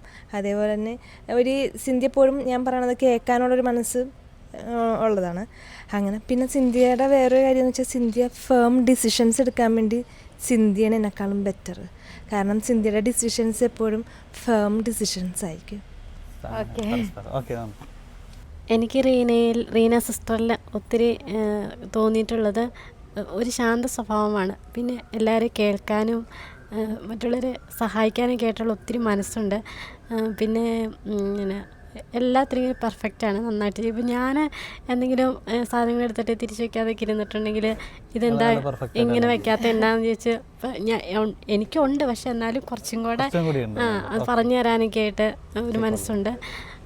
പിന്നെ ഞാനിപ്പോൾ 2 കമ്മ്യൂണിറ്റിയിലായാലും ഇപ്പോൾ ഒരാൾക്ക് ഒരു ടെൻഷൻ അടിച്ചിരിക്കുവാണെങ്കിൽ ഫോൺ വിളിക്കുമ്പോൾ ആയാലും ചിലപ്പോൾ ആ ഒരു ടെൻഷൻ അല്ലായിരിക്കും, പക്ഷെ വേറെ എന്തോ ഒരു വിഷമത്തിലായിരിക്കും ആ സമയത്ത് ആൾ. അപ്പോൾ അങ്ങോട്ടും ഇങ്ങോട്ടും ഇങ്ങനെ ഒരു വിഷമം ഉണ്ടായിരുന്നു എന്ന് പറയുമ്പോൾ ഞങ്ങൾക്ക് 2 പേർക്കും അത് മനസ്സിലാവും. അങ്ങനെ ഒരു കരുതുന്ന ഒരു സ്നേഹം അതൊക്കെ ഒത്തിരി ഉണ്ട്. ടീന സിസ്റ്ററിൽ എനിക്ക് ഏറ്റവും കൂടുതൽ കാണാനായിട്ട് പറ്റിയിരിക്കുന്നത് നല്ല എളിമയുണ്ട്. എളിമയോടെ മറ്റുള്ളവരുടെ കരുണയോടെ പെരുമാറും. ആരെങ്കിലും എന്തെങ്കിലും കാര്യങ്ങൾ ചെയ്തു കൊടുക്കാനായിട്ട് ചോദിച്ചിട്ടുണ്ടെങ്കിൽ അത് യാതൊരു മടിയും കാണിക്കില്ല. അത് എത്ര സമയം ഉണ്ടാക്കിയാണേലും എങ്ങനെയാണേലും അത് ചെയ്തു കൊടുക്കാനുള്ള ഒരു വലിയൊരു മനസ്സുണ്ട്. പിന്നെ എന്ത് ടെൻഷനും ഉള്ളിൽ ഭയങ്കര ടെൻഷനൊക്കെ കാണുമായിരിക്കും എന്തെങ്കിലും കാര്യങ്ങൾ ആദ്യമായിട്ട് ചെയ്യാനൊക്കെ പോകുമ്പോൾ. പക്ഷേ ആ ടെൻഷനൊന്നും പുറത്ത് കാണിക്കില്ല. അങ്ങനെ എപ്പോഴും സന്തോഷത്തോടെ ആനന്ദത്തോടെ ഇരിക്കുന്ന ഒരു ഫേസാണ് ഞാൻ എപ്പോഴും കണ്ടിട്ടുള്ളത്. ജസ്റ്റ് നിങ്ങളോട് ചോദിക്കാനായിട്ട് എനിക്ക് തോന്നുന്നു, ഇതിനകത്ത് ഞാൻ ജൂനിയേഴ്സും തുടങ്ങാം. ഏറ്റവും ജൂനിയേഴ്സ് അവരായതുകൊണ്ടും ഏറ്റവും അവസാനം സഭാവാസം സ്വീകരിച്ച അവരായതുകൊണ്ട് അവരോട് ചോദ്യം ചോദിച്ചു പോകുന്നു. പക്ഷെ നിങ്ങളൊക്കെ അതിനകത്ത് പറയേണ്ടതുണ്ട്. ഒന്ന്, നിലവിൽ നിങ്ങൾ സന്യാസം സ്വീകരിക്കുമ്പോൾ തന്നെ നമ്മൾ സന്യാസം ഒരുപാട് പ്രതിസന്ധി നേരിടുന്നു എന്നൊക്കെ കാലഘട്ടത്തിൽ പറയുന്നുണ്ട്. പക്ഷേ സന്യാസം അല്ലെങ്കിൽ കത്തോലിക്ക സഭയിലെ സന്യാസം ഒരിക്കലും ഒരു പ്രതിസന്ധി നേരിടുന്നില്ല. സന്യാസത്തിന് ഒരിക്കലും പ്രതിസന്ധി വരില്ല. പക്ഷേ സന്യാസത്തിനെതിരെ ഒരുപാട് ആക്ഷേപങ്ങളും മോശമായ രീതിയിലൊക്കെ സന്യാസത്തെ വരച്ച് കാട്ടുന്ന രീതിയിലേക്ക് ഈ ഒരു സമൂഹം കടന്നു പോകുന്നുണ്ട്. പ്രത്യേകിച്ച് ഇന്ന് സോഷ്യൽ മീഡിയയുടെയൊക്കെ ഒരു എന്താ പറയുക, ഒരു കുതിച്ചുചാട്ടത്തിൽ സന്യാസത്തെയൊക്കെ അവഹേളിക്കാനായിട്ട് ഭയങ്കര ഈസിയാണ്. ഒരു പോസ്റ്റ് അല്ലെങ്കിൽ ഒരു പിക്ചറൊക്കെ മതി അവർക്ക് ഇതിനെക്കുറിച്ച് മോശമായി എഴുതിയാൻ. ആർക്കും എന്തും പറയാമെന്നൊരു കാലഘട്ടത്തിൽ സന്യാസത്തിനെതിരെ ഒരു ടാർഗറ്റഡ് ആയിട്ടുള്ളൊരു രീതിയിലേക്ക് പോകുന്നതായിട്ട് തോന്നിയിട്ടുണ്ട്. ആ ഒരു കാലഘട്ടത്തിലാണ് നിങ്ങൾ സന്യാസത്തിലേക്ക് വരുന്നത്, ശരിയല്ലേ? അപ്പോൾ ആ സമയത്തൊക്കെ കാര്യങ്ങളൊക്കെ പറഞ്ഞിട്ടുണ്ടോ, നിങ്ങൾ അവിടെ ഒന്നും പോകണ്ട, മഠത്തിലൊക്കെ സംഭവിക്കുന്നത് എന്താണെന്ന് നിങ്ങൾക്ക് അറിഞ്ഞൂടെ, അവിടെയൊക്കെ കണ്ടുകൂടെ, ഈ ഒരു 4 ചുവരിനുള്ളിൽ അല്ലെങ്കിൽ 4 മതിൽക്കെട്ടിനുള്ളിലൊക്കെ നിങ്ങൾ കിടക്കണേ, ജീവിതം വെറുതെ കളയണോ എന്നൊക്കെ ഒരുപാട് പേര് ചോദിച്ചിട്ടൊക്കെ ഇല്ലേ? പിന്നെയും എന്തുകൊണ്ട് നിങ്ങളിങ്ങനെ ഒരു സ്വീകരിച്ചു, അല്ലെങ്കിൽ അങ്ങനെ പറയുന്നതിനോട് നിങ്ങൾക്ക് എന്താണ് ഇപ്പോൾ പറയാനുള്ളത്? തീർച്ചയായും എന്തിനാ എന്നൊരു ചോദ്യം പലതവണ പലരിൽ നിന്നും കേട്ടിട്ടുണ്ട്. അത് ഒരുപക്ഷെ നമ്മുടെ ബന്ധുക്കാരായിരിക്കാം, കൂടെ പഠിച്ചിട്ടുള്ളവരായിരിക്കാം. ഇപ്പോഴാണെങ്കിൽ പോലും സിസ്റ്റർ പഠിക്കാൻ പോയി കഴിയുമ്പം എവിടെയെങ്കിലും ബസ് യാത്രകൾ കണ്ടുമുട്ടുന്നവരാകാം. ചോദ്യങ്ങൾ ഒരുപാട് തവണ കേട്ടിട്ടുണ്ട്. പക്ഷേ ഒരിക്കൽ പോലും ഒന്ന് പിന്തിരിഞ്ഞ് നോക്കിയിട്ട് നോ എന്ന് പറയാൻ ജീവിതത്തിൽ തോന്നിയിട്ടില്ല. അത് ഈ മഠത്തിൽ വന്നതിന് ശേഷം അനുഭവിച്ച ഉള്ളിൽ കിട്ടിയ ഒരു ആനന്ദം, അതാണ് ഈശോയെ കൊടുക്കുക എന്നുള്ളൊരു ആനന്ദം തന്നെ. പിന്നെ കുറവുകൾ എടുത്ത് കാണിക്കുമ്പോഴും എൻ്റെ അഭിപ്രായത്തിൽ കുറവുകളില്ലാത്ത ഒരു ജീവിതങ്ങളും ഇല്ല. എത്ര കുടുംബജീവിതത്തിൽ പാളിച്ചകൾ സംഭവിച്ചിട്ടുണ്ട്. ഒരാളുടെ ജീവിതത്തിൽ ഒരു കുറവുണ്ടായി എന്ന് വിചാരിച്ച് ബാക്കി 99 പേരെ നമ്മൾ കുറ്റപ്പെടുത്താൻ പറ്റത്തില്ലല്ലോ. ഒരു പക്ഷേ ആ 99 പേരുടെ ആത്മവിശുദ്ധി ആയിരിക്കും ഇന്ന് ഈ ലോകത്തെ ഇത്രയും തിന്മയിൽ നിന്നും പിടിച്ചു നിർത്തിയേക്കുന്നത്. അങ്ങനെ ചിന്തിക്കുമ്പം വീണ്ടും ഈ സന്യാസം തുടരണം എന്ന് തന്നെയാണ് എൻ്റെ ഉള്ളിലെ ഒരു ആഗ്രഹം. പിന്നെ എപ്പോഴും നമ്മുടെ പപ്പായും മമ്മിയും ഒക്കെ നമുക്ക് മോട്ടിവേഷനല്ലേ എന്ന് പറഞ്ഞതുപോലെ അവർ വിളിക്കുമ്പോഴും പറയും ഈ ഒരു ജീവിതം അത് പിന്തിരിഞ്ഞ് നോക്കാനും തോന്നും, പക്ഷേ അതിൻ്റെ ഉള്ളിലൊരു മാധുര്യമുണ്ട്, അതിലേക്ക് തന്നെ വീണ്ടും വീണ്ടും പോകാനായിട്ടുള്ള അവരുടെ പ്രാർത്ഥനയും അവർ നൽകുന്ന പ്രചോദനമൊക്കെ ഒത്തിരി വീണ്ടും മുമ്പോട്ട് പോകാനായിട്ട് സഹായിച്ചിട്ടുണ്ട്. ഇപ്പോഴും ആരെങ്കിലുമൊക്കെ പറയുന്നുണ്ടോ നിങ്ങൾ വേണോ എന്തിനാ നിങ്ങൾ അങ്ങനെ പോയേ എന്നൊക്കെ നിങ്ങളോട് പറയാറുണ്ടോ? ഇപ്പോഴും സംസാരിക്കാറുമുണ്ട്. അപ്പോൾ അവരോടൊക്കെ നിങ്ങൾ ഇത് തന്നെയാണോ പറയുന്നത്? ചിലരൊക്കെ ചിലപ്പോൾ ചോദിക്കും ഇതൊരു ജയിലിനുള്ളിൽ എന്തിനാ ഒരു വാസമെന്ന് ചോദിക്കും. പക്ഷെ ഒരിക്കൽ പോലും ഒരു ജയിലായിട്ട് തോന്നിയിട്ടില്ല എന്നൊരു സത്യമാണ്. ഒരു ജയിലായിട്ട് ഇന്നിപ്പോൾ ഇത്രയും ഒരു 6 വർഷം ഞങ്ങൾ പിന്നിടുമ്പോഴും തിരിഞ്ഞു നോക്കിയിട്ട് നോ എന്ന് പറയാൻ തോന്നിയിട്ടില്ല ഈ ഒരു ജീവിതത്തോട്. ഇതിനുള്ളിലെ സന്തോഷം ഒരിക്കലും നമുക്ക് വേറൊരിടത്തും കിട്ടില്ല അല്ലേ. നമുക്ക് മിണ്ടി പറയാൻ എല്ലാം പറയാൻ ഏറ്റവും കൂടുതൽ എന്നെ സ്പർശിച്ചത് ഒരു സക്രാരി ഉണ്ട് എന്നുള്ളതാണ്. ഈശോയുടെ അടുത്ത് ജീവിക്കുന്ന ഒരു സാന്നിധ്യം നമുക്കൊരിക്കലും വീട്ടിൽ കിട്ടില്ല. ആ ഒരു ഈശോയുടെ സജീവ സാന്നിധ്യം കിട്ടുന്ന ഇടമെന്ന് പറയുന്നത് എല്ലാ കോൺവെൻറ്റിലും എന്തായാലും ഒരു സക്രാരി ഉണ്ട്, ഒരു മഠം. നമുക്കപ്പോൾ ചെന്ന് ഈശോയുടെ അടുത്ത് എന്നാ വേണമെങ്കിൽ എത്ര സമയം വേണമെങ്കിലും ഇരിക്കാം. അതെന്ന് പറയുന്നത് ഏറ്റവും വലിയ സൗഭാഗ്യമാണ്. അപ്പോൾ എനിക്ക് അവിടുന്ന് കിട്ടുന്ന ഒരു ഈശോയുടെ അടുത്ത് പറഞ്ഞു കഴിയുമ്പോൾ കിട്ടുന്ന ഒരു സൗഖ്യവും ഒരു ഹീലിങ്ങും അത് മാത്രമല്ല നമുക്ക് കിട്ടുന്നൊരു വലിയൊരു ആനന്ദമുണ്ട്. ആ ആനന്ദം ഒരിക്കലും നമ്മൾ അനുഭവിച്ച് കഴിഞ്ഞ് കഴിഞ്ഞാൽ നോവിഷ്യത്തിൽ വെച്ച് ആ ഒരു സമയത്ത് എനിക്കിങ്ങനെ നന്നായിട്ട് ആ ഒരു ഇത് ഈശോയുടെ അടുത്തിരിക്കുന്ന സാന്നിധ്യം അനുഭവം നന്നായിട്ട് കിട്ടുന്നത്. പക്ഷേ പിന്നീട് നമുക്ക് ആ ഒരു ഇത് എപ്പോഴും നമ്മുടെ മനസ്സിലിങ്ങനെ കിടക്കുന്നുള്ളതുകൊണ്ട് ഒരിക്കലും ബൈക്കിലോട്ട് പോകാൻ ഇന്നേവരെ തോന്നിയിട്ടില്ല. ചിലപ്പോൾ സമയത്ത് ഞാൻ എന്തെങ്കിലുമൊക്കെ ഇൻസിഡൻറ്റ് വന്ന് പോകണം എന്നിങ്ങനെ നമ്മൾ മനസ്സിൽ വിചാരിക്കുമ്പോൾ പോലും നമ്മളത് പിടിച്ച് ഇങ്ങോട്ടോട്ട് ഇങ്ങനെ നിർത്തുന്നൊരു അനുഭവം എനിക്ക്. ഈശോയോടുള്ള സ്നേഹമാണ് അപ്പോൾ കൂടുതൽ ഈശോയോടുള്ള സ്നേഹം അതാണ് ചെറുപ്പം തൊട്ടേ ആ ഒരു സ്നേഹം ഉള്ളിൽ കിടക്കുന്ന ആ ഒരു ഫോർമേഷൻ ടൈമിലൊക്കെ എപ്പോഴെങ്കിലൊക്കെ വേണ്ട നിർത്തിയാലോ എന്ന് ആരുടെയെങ്കിലും രണ്ടുപേരുടെ ഉള്ളിൽ ആരുടെയെങ്കിലും ഉള്ളിൽ തോന്നിയിട്ടുണ്ടോ? ചിലപ്പോൾ മിസ്ട്രസ്മാരൊക്കെ നമുക്ക് കറക്ഷൻസ് ഒക്കെ തരുമ്പം നോവിഷ്യറ്റ് കാലഘട്ടം എന്ന് പറയുമ്പോൾ നമ്മൾ നന്നായിട്ട് രൂപപ്പെടുത്തി എടുക്കുന്ന ഒരു ഘട്ടമാണല്ലോ. അപ്പോൾ നമ്മൾ സിസ്റ്റേഴ്സായിട്ട് വരുമ്പോൾ എല്ലാ മേഖലകളിലും അപ്പം നമുക്ക് കറക്ഷനൊക്കെ തരും. ചിലപ്പോൾ നമ്മൾ ചിന്തിക്കുകയില്ലായിരിക്കും അങ്ങനെ ഒരു തെറ്റാന്നൊക്കെ. അപ്പം അന്നേരമൊക്കെ നമുക്ക് ചിലപ്പം വിഷമം തോന്നാം. അന്നേരം ചിലപ്പോൾ ഇങ്ങനെ ഓർക്കും പോയാലോ എന്നിങ്ങനെ മനസ്സിൽ ആ ഒരു ചിന്ത അങ്ങനെ വരുന്ന. പക്ഷെ മനസ്സിൽ ഞാനായിട്ട് ചിന്തിക്കുക, ഉള്ളിൽ നിന്നൊരു ചിന്ത വരുന്നില്ല. എനിക്കില്ല ദേവിളി ഇല്ല പോണെന്ന് അങ്ങനെ ഒരു ചിന്ത വരുന്നില്ല. ഞാനായിട്ട് തന്നെ ഇങ്ങനെ മനഃപൂർവ്വം ചിന്തിച്ചെടുക്കാൻ ശ്രമിച്ചിട്ടും നമുക്കങ്ങനെ പറ്റുന്നില്ലാത്തൊരവസ്ഥ. രണ്ടുപേർക്കും ഒരേപോലെയായിരുന്നു ആ സമയത്ത്? എങ്ങനെയാണ് രണ്ടുപേർക്കും വന്നായിരുന്നോ അതോ ഒരാൾക്ക് മാത്രമായിരുന്നോ? അത് സന്യാസ രൂപീകരണത്തിൽ ഓരോ ഘട്ടത്തിലോട്ട് പോകുമ്പം ചിലപ്പം പിന്തിരിഞ്ഞ് നോക്കുമ്പം പോയാലോ എന്നുള്ള ചോദ്യങ്ങൾ മനസ്സിൽ ഉണ്ടായിട്ടില്ല എന്ന് പറയുന്നില്ല, പലതവണ ഉണ്ടായിട്ടുണ്ട്. പക്ഷേ അപ്പോഴും പിടിച്ചു നിർത്തുന്ന ശക്തി വേറൊന്നും അതിനേക്കാൾ ഉണ്ടായിരുന്നു. തീർച്ചയായിട്ടും ഇപ്പോൾ സിസ്റ്റർ ഇപ്പോൾ ഇത് പറയുമ്പോഴും ഇവരെ പിടിച്ചു നിർത്തുന്ന ആ ഒരു സ്നേഹം ആ ഒരു ശക്തി എന്ന് പറഞ്ഞാൽ ഈശോ തന്നെയാണ്. ഈ പുറമേ നിന്ന് ഇപ്പോൾ മറ്റുള്ളവർ പറയുമ്പോൾ അവരൊരു ലൗകികമായ ഒരു ലോകം അല്ലെങ്കിൽ അവർ കാണുന്ന ഒരു ലൗകിക ലോകമാണ്. ആ ഒരു ലോകത്തിൻ്റെ സമ്പാദ്യം അല്ലെങ്കിൽ അതിൻ്റെ ഒരു സൗന്ദര്യം കണ്ടുകൊണ്ട് ഈ ആത്മീയമായ ഒരു സൗന്ദര്യം അവർ പലപ്പോഴും ശ്രദ്ധിക്കുന്നില്ല, അല്ലെങ്കിൽ അതിൻ്റെ ഒരു മാധുര്യം അനുഭവിച്ചറിഞ്ഞിട്ടില്ല എന്ന് തന്നെയായിരിക്കും ഇങ്ങനെ കുറ്റപ്പെടുന്നത് അല്ലേ? നിങ്ങൾക്ക് എന്താണ് അതിനോട് കൂട്ടിച്ചേർക്കാനുള്ളത്? എനിക്ക് സന്യാസത്തിൽ വന്നിട്ട് വളരെ സന്തോഷമാണ്. തിരിച്ചു പോകണമെന്ന് സിസ്റ്റർ പറഞ്ഞ പോലെ മിസ്ട്രസ്സുമാരുടെ കയ്യിൽ നിന്ന് കറക്ഷൻസ് കിട്ടുമ്പം പിന്നെ അസുഖങ്ങളൊക്കെ ഇങ്ങനെ വീട്ടിൽ വെച്ച് അത്ര ഉണ്ടായിരുന്നില്ലെങ്കിലും സന്യാസത്തിൽ വന്നതിന് ശേഷം ഉണ്ടായിട്ടുണ്ട്. അങ്ങനെ ഇങ്ങനെ ഒരു വേദന തീരുമ്പോൾ മറ്റൊന്ന് വരുന്നത് പോലെ അങ്ങനെ വരുമ്പോൾ എന്തുകൊണ്ടാണ് ഇങ്ങനെ വരുന്നത്, സന്യാസത്തിൽ നിന്ന് പോകാനാണോ, അങ്ങനെയൊക്കെ ഉള്ളി വന്നിട്ടുണ്ട്. പക്ഷേ ഇപ്പോൾ വരെ എന്ന് നോക്കുമ്പോൾ പുറകിലോട്ട് ചിന്തിച്ച് നോക്കുമ്പോൾ ഒരിക്കലും ഈശോ തന്ന വലിയൊരു അനുഗ്രഹമായിട്ടാണ് ഇപ്പോഴും സന്യാസം സന്തോഷമായിട്ട് മുന്നോട്ട് കൊണ്ടുപോകാനായിട്ട് സാധിക്കുന്നത്. അത് വലിയൊരു ഇതായിട്ട് ഞാൻ കരുതുന്നുണ്ട്. സഹനങ്ങളെല്ലാം ഈശോയോട് ചേർത്ത് സഹിക്കാൻ വേണ്ടിയിട്ടൊക്കെ ആ ഒരു കൃപയൊക്കെ സിസ്റ്റർ ആയ പിന്നെ കിട്ടിയിട്ടുണ്ട്. അത് ഒത്തിരി കിട്ടിയിട്ടുണ്ട്. വീട്ടിൽ ഇപ്പം നമ്മൾ ജീവിതത്തിൽ നോക്കുകയാണെങ്കിൽ ഏത് ജീവിത അവസ്ഥ തിരഞ്ഞെടുത്താലും കുടുംബജീവിതമായാലും സന്യാസ ജീവിതമായാലും ഏത് ജീവിതം തിരഞ്ഞെടുത്താലും അവിടെ സഹനങ്ങളുണ്ട്. ഇല്ല, ഒരു സ്ഥലത്തും സഹനങ്ങളില്ലാത്ത ഒരു ജീവിതമില്ല. അങ്ങനെ നോക്കുമ്പം ഈശോയുടെ സ്നേഹമാണ് എന്നെ ഏറ്റവും കൂടുതലായിട്ട് മുന്നോട്ട് കൊണ്ടുപോകാനായിട്ട് നിർബന്ധിക്കുന്നത്. അതുകൊണ്ട് തന്നെ ഈ സന്യാസത്തിൽ മുന്നോട്ട് പോകാനായിട്ട് അങ്ങനെ വിഷമങ്ങൾ ഇല്ലയെന്ന് പറയുന്നില്ല, ഉണ്ടായിട്ടുണ്ട്. പക്ഷേ അതിന് തരണം ചെയ്യാനായിട്ട് സാധിക്കുന്നുണ്ട് എന്നുള്ളത് വലിയൊരു ഭാഗ്യമായിട്ട് ഞാൻ കരുതുക. ഇപ്പോൾ ചോദിച്ച ക്വസ്റ്റ്യനോട് എനിക്ക് പറയാനുള്ളതെന്ന് വെച്ചിട്ടുണ്ടെങ്കിൽ, ഞാൻ ജോലി ചെയ്യുന്നിടത്ത് എൻ്റെ കൂടെ വർക്ക് ചെയ്യുന്നൊരു വ്യക്തി എന്നോട് ചോദിച്ചിട്ടുണ്ട്, സിസ്റ്ററെ, ഇപ്പോഴും നിങ്ങൾ ഈ സഭ കുറേ പ്രതിസന്ധികളിലൂടെ കടന്നു പോകുന്നു, എന്നിട്ടും നിങ്ങൾ വൊക്കേഷൻ എന്നും പറഞ്ഞുകൊണ്ടും വൊക്കേഷൻ ഞങ്ങളോടൊക്കെ ചോദിക്കുന്നു. പക്ഷെ ഞങ്ങളെങ്ങനെ ഞങ്ങളുടെ മക്കളെ വിടും? കാരണം ഞങ്ങൾ മീഡിയയിലൂടെയും ഇതൊക്കെ കാണുന്ന സിറ്റുവേഷൻ ഇതാണ്. അപ്പോൾ എങ്ങനെ ഞങ്ങളുടെ മക്കളെ നിങ്ങളുടെ ഇടയിൽ വിടും എന്നുള്ള ചിന്ത. അപ്പോൾ ഞാൻ സഭയ്ക്ക് പല പ്രതിസന്ധികളും പല കാലഘട്ടങ്ങളിലും ഉണ്ടായിട്ടുണ്ട്. കാരണം പ്രതിസന്ധികളിലൂടെയാണ് സഭ വളർന്നു വന്നിരിക്കുന്നതും ഇപ്പോഴും. അപ്പോൾ ഞാൻ അവരോട് പറഞ്ഞതെന്ന് വെച്ചിട്ടുണ്ടെങ്കിൽ, ഞങ്ങൾക്കൊരു ലിറ്റിൽ ഫ്ലവർ ഉണ്ടായിട്ടുണ്ടെങ്കിൽ, സെൻട്രീസ് ഓഫ് ചൈൽഡ് ജീസസ് ഉണ്ടായിട്ടുണ്ടെങ്കിൽ, അതിന് കോൺവെൻറ്റിലെ പ്രതിസന്ധികളിലൂടെയാണ് സെൻട്രീസ് ഓഫ് ചൈൽഡ് ജീസസ് ഉണ്ടായത്.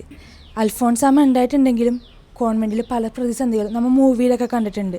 പ്രതിസന്ധികളിലൂടെയാണ് ഓരോ വിശുദ്ധരും വളർന്നു വന്നേക്കുന്നത്.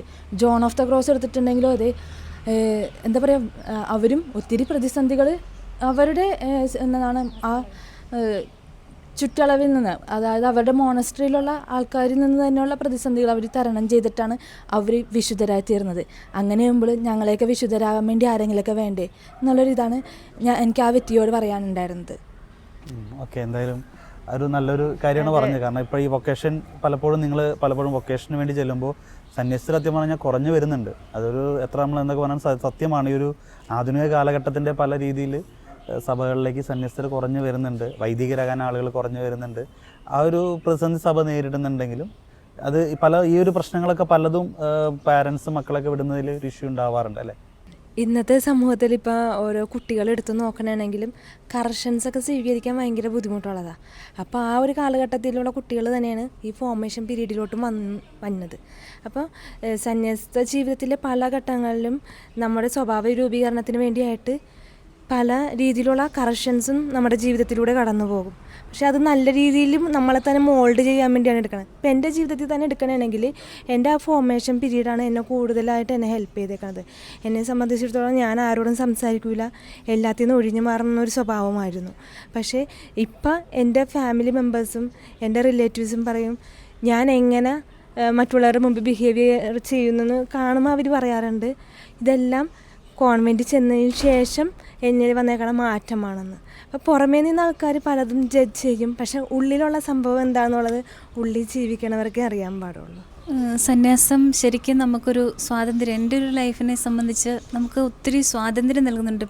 പലപ്പോഴും ഇങ്ങനെ സ്വാതന്ത്ര്യം ഇല്ല എന്നാണ് പറയുന്നത്. അത് പുറമേ നിൽക്കുന്നവർക്ക് അങ്ങനെ തോന്നത്തുള്ളൂ. ഇത് നമ്മുടെ ഈ 4 ഭിത്തികൾക്കുള്ളിൽ നമ്മളെ അടച്ചിടുന്ന ഒരു ലൈഫ്, നിങ്ങൾക്ക് ഫോൺ ചെയ്യാൻ പറ്റും ഒക്കെ. പക്ഷേ ഇപ്പം എല്ലാം ഒത്തിരി വ്യത്യാസം വന്നു. ഇപ്പം വ്യത്യാസം വന്നു അതുകൊണ്ടല്ല, അതിന് മുൻപ് തന്നെയും പണ്ടും എന്തുകൊണ്ട് ഒത്തിരി സന്യാസം ഉണ്ടായിരുന്നല്ലോ, സിസ്റ്റേഴ്സ് ഒരുപാടുണ്ട്. അപ്പം മക്കൾ കൂടുതലുണ്ടായിരുന്നു.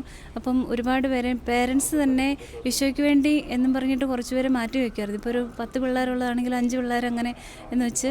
അപ്പം ഒത്തിരി ഒരേ കുടുംബത്തിൽ നിന്ന് തന്നെ ഒത്തിരി ഒക്കേഷൻസ് ഉണ്ടാകുമായിരുന്നു. പക്ഷേ ഇന്ന് നമ്മുടെ കുടുംബങ്ങളിൽ ഒത്തിരി വ്യത്യസ്തതകൾ വന്നിട്ടുണ്ട്. Prayer life മങ്ങിപ്പോയിട്ടുണ്ട്. വല്യപ്പന്മാരും കുറഞ്ഞു പോയിട്ടുണ്ട്. അതിൻ്റെയൊക്കെ ഒത്തിരി കുറവുകൾ നമ്മുടെ ഫാമിലിയിലുണ്ട്. അപ്പം ഈ കുഞ്ഞുങ്ങൾക്ക് ഈശോയെക്കുറിച്ച് പറഞ്ഞു കൊടുക്കാനോ വിശുദ്ധരെക്കുറിച്ച് പറയാനോ നല്ല വഴിക്ക് നടത്താനോ ഉള്ളൊരു കുറവ് നമ്മുടെ കുടുംബത്തിൽ തന്നെ വന്ന് ഭവിക്കുകയാണ്. അതുകൊണ്ട് തന്നെ കുഞ്ഞുങ്ങളിലേക്ക് ആ ദൈവവിളി എന്നുള്ളൊരു വിത്ത്, സഭയ്ക്ക് വേണ്ടി ഞാൻ നിൽക്കണം, ഈശോയ്ക്ക് വേണ്ടി ചെയ്യണം, പാവങ്ങൾക്ക് വേണ്ടി ചെയ്യണം, ചെറിയവർക്ക് വേണ്ടി ഇറങ്ങണം എന്നുള്ളൊരു മൈൻഡ് കുഞ്ഞുങ്ങൾക്ക് ഇല്ലാതെ പോകുന്നുണ്ട്. അത് നമ്മുടെ സന്യാസത്തിൽ ഒത്തിരി വൈദിക ജീവിതത്തിലേക്കാണല്ലോ ഒത്തിരി പുറകോട്ട്. എങ്കിലും ഇന്നത്തെ ദൈവവിളികൾ നമ്മൾ യൂട്യൂബിലൊക്കെ പലപ്പോഴും കാണുന്നുണ്ട്. ഒത്തിരി എന്താ പറയുക, ഒത്തിരി ചലഞ്ചീവായിട്ടുള്ള വൊക്കേഷൻസ് നമ്മൾ ഒത്തിരി പേരുടെ കണ്ട്. അച്ഛന്മാർ ലേറ്റ് വൊക്കേഷൻസ് കൂടിക്കൊണ്ട് വരിക. ഇനി അത് കൂടും. നമ്മളാരും ഒന്നും ചെയ്യേണ്ട. പക്ഷേ ഈശോയെ കണ്ട് ഈ കൃപയിൽ നിന്ന് വരുന്നവർ ഒത്തിരി പേരുണ്ട്. കാരണം ഇന്നത്തെ ഒരു സഭയെന്ന് പറഞ്ഞാൽ നമ്മൾ ശരിക്കും രക്തസാക്ഷികളെ രൂപപ്പെടുത്തുന്ന ഒരു സഭയാണ്. ഓൾറെഡി അത് സ്റ്റാർട്ട് ചെയ്ത് കഴിഞ്ഞു. നമുക്ക് എന്തുകൊണ്ട് ഇത്രയേറെ കല്ലേറ് കിട്ടുന്നത്? എന്തെങ്കിലും ഇല്ലെങ്കിൽ നമ്മളെ കല്ലെറിയോ? അപ്പം മാങ്ങയുള്ള മാവിലല്ലേ കല്ലെറിയത്തുള്ളൂ. അത് നമ്മളോട് എപ്പോഴും പറയും. അപ്പം നമ്മുടെ ലൈഫ് വളരെ ചാലഞ്ചീവാണ്. നമ്മൾ ഈശോയ്ക്ക് വേണ്ടി ചെയ്യുമ്പം അത് വെറുതെ അല്ലെന്ന് ആർക്കെങ്കിലുമൊക്കെ തോന്നും. ഇനി ഈ ലോകം എല്ലാവരും പറഞ്ഞോട്ടെ, ഈ ലോകത്തുള്ള എല്ലാവരും പറഞ്ഞോട്ടെ, നിങ്ങൾ ശരിയില്ലെന്ന് പറഞ്ഞോട്ടെ, എങ്കിലും നമുക്ക് വേണ്ടി പറയാനൊരു ദൈവമുണ്ട്. അപ്പം ഇന്ന് സഭയ്ക്ക് വേണ്ടി നിൽക്കാൻ, ഈശോയ്ക്ക് വേണ്ടി രക്തസാക്ഷികളാകാൻ വേണ്ടിയിട്ടാണ് നമ്മുടെ ഓരോരുത്തരുടെയും ലൈഫ്. അത്രയാണ് പറയാനുള്ളത്. കാരണം എന്ന് വെച്ചാൽ അതിനുവേണ്ടി നമ്മളെല്ലാവരും ഒരുങ്ങിയിരിക്കുക. കല്ലേറ് മേടിക്കാൻ തന്നെ ഒരുങ്ങുക, അത്രേ ഉള്ളൂ. കല്ലെറിയട്ടെ, എറിയുന്നവരെറിയട്ടെ, അത് അവരുടെ പണി. പക്ഷെ നമ്മൾ ചെയ്യേണ്ട പണി ഈശോയെ സ്നേഹിക്കുക, ഈശോയ്ക്ക് വേണ്ടി ആത്മാക്കളെ നേടുക, ഈശോയ്ക്ക് വേണ്ടി ശുശ്രൂഷ ചെയ്യുക നമ്മുടെ മരണം വരെ. അതാണ് നമ്മുടെ ഒരു ഡ്യൂട്ടി. അപ്പം നമ്മൾ ശുശ്രൂഷകൾ ചെയ്യുന്നുണ്ട്, സിസ്റ്റേഴ്സ് ചെയ്യുന്നുണ്ട്, അതുപോലെ തന്നെ ഇപ്പോഴത്തെ കാലത്ത് ഒത്തിരി ആത്മാരൊക്കെ ചെയ്യുന്നുണ്ട്. ഞങ്ങളൊക്കെ ചെയ്യുന്ന ശുശ്രൂഷകൾ അവരും ചെയ്യുന്നുണ്ട്. പക്ഷേ ഈ ചെയ്യുന്നത് എന്തിനു വേണ്ടി ചെയ്യുന്നു, അവിടുത്തെ എയിം എന്താണെന്നുള്ളത് വളരെ പ്രധാനപ്പെട്ട കാര്യമാണ്. ഇപ്പം മദർ തെരേസയോട് ചോദിക്കുന്നുണ്ടല്ലോ, ഇത്ര രൂപ തന്നാലും ഞാനിത് ചെയ്യത്തില്ല, നിങ്ങൾ എന്തുകൊണ്ടാണ് ചെയ്യുന്നതെന്ന് മദർ തെരേസയോട് ഒരാൾ ഒരിക്കൽ ചോദിക്കുന്നുണ്ട്. അപ്പം മദർ തെരേസ പറഞ്ഞു, അത്രയും പൈസ തന്നാൽ ഞാനും ചെയ്യത്തില്ല, പക്ഷേ ഈ കിടക്കുന്നത് അല്ലെങ്കിൽ ഇത് ഈശോയാണ് എന്ന് ഞാൻ കണ്ടതുകൊണ്ടാണ് ഞാനിത് ചെയ്യുന്നത്. അവിടെയാണ് എൻ്റെ ക്വാളിറ്റി. ഞങ്ങളും അതുകൊണ്ടാണ് ഞങ്ങളിങ്ങനെ നിൽക്കുന്നത്, അതുകൊണ്ടാണ്. ഞങ്ങളുടെ ഒരു ശുശ്രൂഷ എന്ന് പറയുന്നത് കോമൺ പീപ്പിൾ ഒരുപാട് ഇപ്പോൾ അത് ചെയ്യുന്നുണ്ട്. ഈവൻ എല്ലാ മതക്കാരും പോലും അതൊക്കെ ഏറ്റെടുത്ത് ചെയ്യുന്നുണ്ട്. കാരണം എന്തിനു വേണ്ടിയാണ് നമുക്ക്, ഞങ്ങളിപ്പം ആ ഒരു ഫേമസ് ആകാൻ വേണ്ടി അത് ചെയ്യുന്നവർ സമർപ്പിത ജീവിതത്തിൽ ഒരു പക്ഷേ കാണത്തില്ലായിരിക്കാം. ഇപ്പം നമ്മൾ ചെയ്യുന്ന കാര്യമില്ല എന്നും വീഡിയോ എടുക്കുവാണെങ്കിൽ അത് മുഴുവൻ ഈ ലോകത്ത് ചെയ്ത ഏറ്റവും വലിയ സാക്ഷ്യങ്ങളായിരിക്കും. പക്ഷേ ഞങ്ങളാരും അതിന് പോകുന്നില്ല. വല്ലപ്പോഴും ഇപ്പോഴൊക്കെ ആയിരിക്കും കുറച്ചുകൂടെയൊക്കെ മീഡിയയിലേക്ക് ഇതൊക്കെ വന്നു തുടങ്ങിയത് അല്ലേ. അപ്പോൾ ഇപ്പം ഞങ്ങൾ ക്യാൻസർ പേഷ്യൻസിൻ്റെ അവരത്രയും മരിക്കാറായി വരുന്നവരുണ്ട്. അപ്പോൾ അവരുടെ ഇപ്പം പറയാൻ ചിലപ്പോൾ ബുദ്ധിമുട്ട് തോന്നുമായിരിക്കും കേൾക്കുമ്പം. അത് മനുഷ്യൻ പച്ച മാംസത്തിൽ ഈ ഇത് പുഴുവരിച്ചുകൊണ്ടിരിക്കുന്ന ഒരു മനുഷ്യ ശരീരമാണ്. അതിനെയാണ് ഞങ്ങൾ ഈ പെറുക്കിക്കൊണ്ടിരിക്കുന്നത്. അപ്പോൾ അത്രയധികം ഈ ഒരു ശുശ്രൂഷ വിലപ്പെട്ടതാകുന്ന എന്തുകൊണ്ട് ആ ജീവനിൽ ഒരു ആത്മാവിനെ കാണുന്നുണ്ടല്ലേ, അതുകൊണ്ടാണ് ഞങ്ങൾക്കൊക്കെ പിടിച്ചു നിൽക്കാൻ പറ്റുന്നത്. അത്രയും ക്വാളിറ്റി തമ്പുരാൻ്റെ മുന്നിലാട്ടോ. ലോകം ഇത്രയും എന്താ പറയുക ചപ്പും ചവറുമായിട്ടുള്ള കാര്യങ്ങളൊക്കെയാണ് ഞങ്ങൾ ചെയ്യുന്നതെന്ന് ചിലപ്പോൾ പറയുമായിരിക്കും. പക്ഷേ ഞങ്ങൾ അങ്ങനെ ഒരു ലൈഫിന് വേണ്ടിയിട്ട് ഞങ്ങൾ ലൈഫ് കൊടുത്തേക്കുക, തീരെഴുതി കൊടുത്തേക്കുക. അവിടെ ഞങ്ങൾക്കും കുറവുകളുണ്ട്, പോരായ്മകളുണ്ട്. പക്ഷേ എന്തിനു വേണ്ടിയാണ് ചെയ്യുന്ന, ഈശോയ്ക്ക് വേണ്ടി നിലകൊള്ളാൻ പറ്റുന്നു എന്നുള്ളൊരു ഇത്, ഈശോ ഞങ്ങളെ അങ്ങനെ പൊതിഞ്ഞു പിടിക്കുന്നു എന്നുള്ളൊരു ഇത് മാത്രമേ ഞങ്ങൾക്കുള്ളൂ. ഞങ്ങളും നിസ്സഹായരായ മനുഷ്യരാണ്, സാധാരണക്കാരാണ്, അശക്തരാണ്. പക്ഷേ ഈ തമ്പുരാനുള്ളിടത്തോളം കാലം ഞങ്ങൾക്കും ആ ചൂടിലിങ്ങനെ നിൽക്കാം. ഞങ്ങളുടെ ശുശ്രൂഷകൾക്കും അങ്ങനെ ദൈവത്തിന് മുന്നിൽ വില കാണുന്നു കേട്ടോ. തീർച്ചയായിട്ടും അവർ പറഞ്ഞനുസരിച്ച് കല്ലേറുകൾ എത്രയൊക്കെ വന്നോട്ടെ, എന്തെല്ലാം ആക്ഷേപങ്ങൾ അധിക്ഷേപങ്ങളൊക്കെ വന്നോട്ടെ, ഈശോയ്ക്ക് വേണ്ടി അവർ ചെയ്യുന്നത്, നിങ്ങൾ ആ ഒരു സ്വാതന്ത്ര്യം അല്ലെങ്കിൽ ആ ഒരു സന്തോഷം നിങ്ങൾ ആത്മാവിൽ അല്ലെങ്കിൽ ഈശോയുടെ ചൈതന്യത്തിൽ നിങ്ങളത് ഉൾക്കൊണ്ടുകൊണ്ട് തന്നെ പ്രവർത്തിക്കുന്നു, സന്തോഷത്തോടെ ആയിരിക്കുന്നു എന്ന് തന്നെയാണ് പറയാനുള്ളത്. പിന്നെ ഇപ്പോൾ നിങ്ങളിങ്ങനെ ഈ ഒരു സന്യസ്തം എന്ന് പറഞ്ഞ ഈ ഒരു ഇതിലായിരിക്കുമ്പോൾ നമ്മൾ എപ്പോഴെങ്കിലും ചിന്തിച്ചിട്ടുണ്ടോ ഈ ഒരു ലൈഫ് ചൂസ് ചെയ്തത് ഒരു സാക്രിഫൈസ് ആയിപ്പോയി, അല്ലെങ്കിൽ ഞങ്ങളിപ്പോൾ സിസ്റ്റേഴ്സ് ആയില്ലായിരുന്നെങ്കിൽ ഞങ്ങൾക്ക് ഇതിലും വലിയൊരു നിലയിൽ എത്താമായിരുന്നു, അങ്ങനെ എല്ലാം സാക്രിഫൈസ് ചെയ്താണ് ഞങ്ങൾ ഇതിൽ നിൽക്കുന്നത് എന്ന് നിങ്ങൾക്ക് എപ്പോഴെങ്കിലും അങ്ങനെ തോന്നിയിട്ടുണ്ടോ? ഇല്ല, ഒരിക്കലും അങ്ങനെ തോന്നിയിട്ടില്ല. കാരണം ഇപ്പോഴാണെങ്കിലും ഞാൻ ഓർക്കും, നമുക്ക് ഇറങ്ങുമ്പം ലോകത്തോട്ട് നമ്മളായിരിക്കുന്ന ഇടവകയിലേക്കൊക്കെ ഇറങ്ങുമ്പോൾ നമുക്ക് എല്ലായിടത്തും സ്വാതന്ത്ര്യത്തോടു കൂടി മിണ്ടാനായിട്ട് പറ്റും. ഇപ്പം അച്ഛന്മാരെക്കാളും സിസ്റ്റേഴ്സിനാണെന്ന് തോന്നുന്നു, എനിക്ക് തോന്നുന്നു ഒരു വീടിനുള്ളിൽ കയറി അടുക്കള വരെ നമുക്ക് സ്വാതന്ത്ര്യത്തോടെ പോകാൻ പറ്റും. ഇപ്പം എനിക്ക് എൻ്റെ പപ്പയും അമ്മയും അവരുടെ സാന്നിധ്യം കിട്ടുന്നില്ല എങ്കിൽ പോലും ഒത്തിരി അപ്പച്ചന്മാരും അമ്മച്ചിമാരും സ്വന്തമായിട്ടുണ്ട്, നമ്മൾ അവരുടെ മക്കളായിട്ടുണ്ട്. അപ്പം അത്രയും ഒത്തിരി പേരെ നമുക്കിപ്പോൾ ഈശോ തന്നിട്ടുണ്ട്. ഇപ്പം ഒരു ഫാമിലിക്കകത്തായിരുന്നു ഞാനെങ്കിൽ എനിക്ക് എൻ്റെ ആ ഒരു ചുറ്റുവട്ടത്തിൽ ആ ഒരു ചിന്ത മാത്രമായിട്ട് പോയേനെ. പക്ഷേ ഒരുപാട് വിശാലമായിട്ട് ചിന്തിക്കാനായിട്ട് ഒത്തിരി പേരിലേക്ക് ഇറങ്ങാനായിട്ട് പറ്റുന്നത് ഈ ഒരു അന്തസ്സിലൂടെ ആയത്ര. പിന്നെ അങ്ങനെ നമുക്കങ്ങനെ സമയം കളയാനുമില്ല. ഈ നമ്മുടെ ലോകത്തിലേക്ക് ജനങ്ങളുടെ ഇടയിലേക്ക് ഇറങ്ങുന്നു, നമ്മുടെ ഉത്തരവാദിത്തങ്ങൾ ചെയ്യുന്നു, ഈശോയുടെ അടുത്തിരിക്കുന്നു. അപ്പോൾ വേറൊരു സമയം നമുക്ക് അങ്ങനെ കളയാനും അങ്ങനെ ചിന്തിക്കാനും എനിക്കങ്ങനെ ഒരിക്കലും ഭാരമായിട്ട് തോന്നിയിട്ടില്ല കേട്ടോ. സന്തോഷമാണ്.